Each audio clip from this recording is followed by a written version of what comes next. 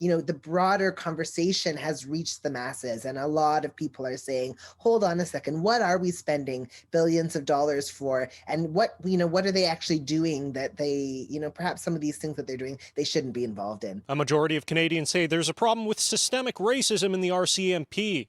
That's one of the findings of a new Angus Reid poll, which also found broad support for more community-based social welfare solutions to crime. What we saw really since June and all throughout the summer across the country, were demonstrations, protests, people coming out in support of this idea of defunding the police and reinvesting in our communities. No justice! No peace! No justice!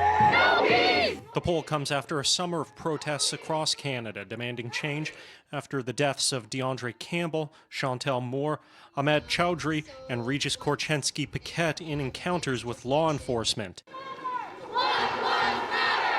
Protesters frequently demanded police funding be reduced, a demand that hasn't been met with enthusiasm from the civilian oversight boards responsible for police funding. You do again see significant segments of people, whether they're in Metro Vancouver or the GTA or Winnipeg or other cities across the country, at least a quarter are of the view that, yeah, you know what, we should be cutting police budgets. Angus Reid split poll respondents into 4 categories, ranging from those who vocally support police to those strongly in favor of police defunding.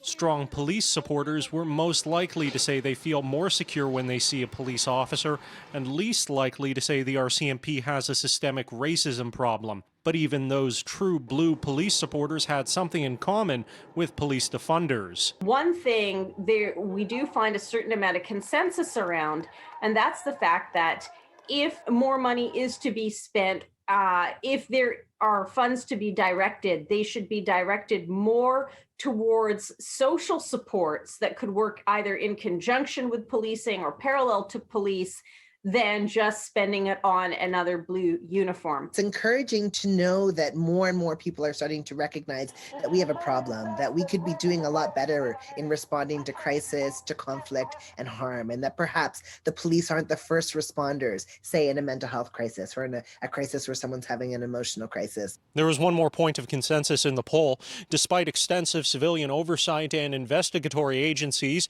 Angus Reid found 73% of people saying police aren't held accountable when they abuse their power. In Ottawa, Xiaoli Li, City News.